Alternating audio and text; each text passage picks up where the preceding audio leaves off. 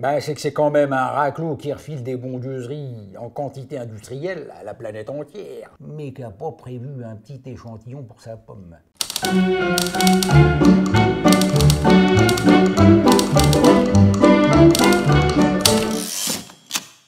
Salam alaikum, c'est Néné, Néné l'embuscade. Je t'ai dit que mon surnom, c'est à cause que quand j'ai quelqu'un dans le collimateur, en général, c'est ferme et définitif. Bon, ben, il y en a un que j'ai en ligne de mire. TR, parfaitement.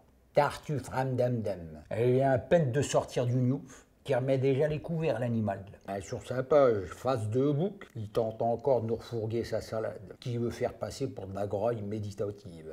9 misérables mois de Calais, chez le Gus, il se prend pour M. Nelson Mandela. Il y a même un illuminé qui l'a comparé au prophète Joseph. Il doute vraiment de rien. Ça me fait penser à cette pépite prophétique. Comment que c'est déjà, Joanine? Si tu sais pas avoir honte, bah, fais ce que tu veux. Mais en l'occurrence, le baltringue là, il a vraiment honte de rien. Pourquoi que je focaliserais sur son séjour en cabane alors que l'embrouille elle est ailleurs? Rien n'arrive par hasard, qui dit. Ben je veux mon neveu. Dans le rôle du père la morale, il s'est mis à jouer hors partition. Le seigneur de la flûte chantait à tue-tête qu'il n'avait jamais abusé de son pipeau à 2 touches, là où c'est défendu par le bon Dieu. Je dois reconnaître qu'à un moment, j'en ai paumé mes ablutions. Je retrouvais plus la direction de la Mecque. Ben, c'est que c'est quand même un raclot qui refile des bondieuseries en quantité industrielle à la planète entière, mais qui n'a pas prévu un petit échantillon pour sa pomme. Un rituel vieux comme le monde. Plus tu sermonnes, et moins t'en es. Maintenant, c'est vrai que le scandale en question, il a un côté scandaleusement scandaleux. N'en déplaise au soutien inconditionnel du Tartuffe. La panoplie d'arguments dont elle et il nous ratifient, ben, pas sûr que ça le serve. Entre eux, c'est pas vrai, c'est qu'un complot. Il l'a pas fait exprès. Ça peut arriver, c'est sans vie privée. Ben, c'est vraiment l'hosto qui se fout de la charité. Et comme une envie de fermer ma gueule. Tellement que j'ai l'impression de tirer sur l'ambulance. Tiens, resserre-moi un KO à Joanine. Et un café, hein? Ce VRP émérite du boniment à lâche et stoïque, je comprends que les gens soient troublés, déçus et même fâchés. Mais c'est que l'inspiration était débordante derrière les barreaux, hein? Et pourquoi pas agacé, titillé, chagriné.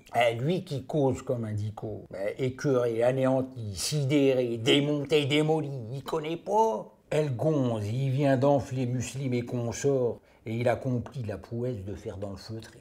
Il est triste et désolé, pauvre petit chou. Peut-être ben qu'au fond, il y croit, lui, à toute cette mise en scène. Ou alors, il est peut-être habité par Belzébuth, ou c'est pas qui serait en proie à la démence, ou tout ça pour le prix d'un. Parce que là encore, faut être sacrément culotté pour croire pouvoir nous faire encaisser que ce qui lui arrive, c'est une épreuve. Le fan club pouvait pas dire au Tartuffe que l'épreuve, c'est lui. On a affaire à du comique de haute voltige. Le problème, c'est qu'il n'avait pas de parachute. Désolé pour cette contrepétrie. Sans parachute, je disais, il s'est platement rétamé. Et puis le couplet sur l'injustice, dont il serait bien évidemment la victime innocente. C'est sa grande spécialité au damoiseau.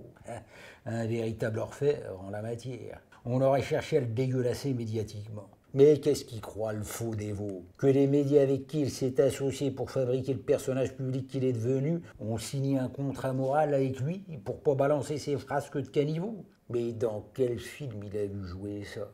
La Grande Illusion? Le plus remarquable, la Preste d'Aube à Gervais, c'est que le Lascar, il veut tenter un comeback. Et là, je voudrais vraiment que tu imprimes le propos.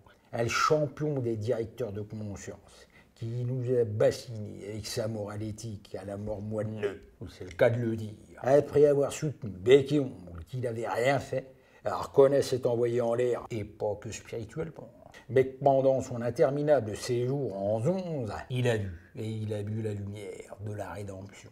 Reste plus qu'une chose à dire alors. Alléluia. Mais sinon, dans sa nouvelle dévotion, il a pris l'option « ferme ta gueule ». Je dis ça, je dis rien. Moi, je suis juste un musulman. Un musulman qui lui veut du bien.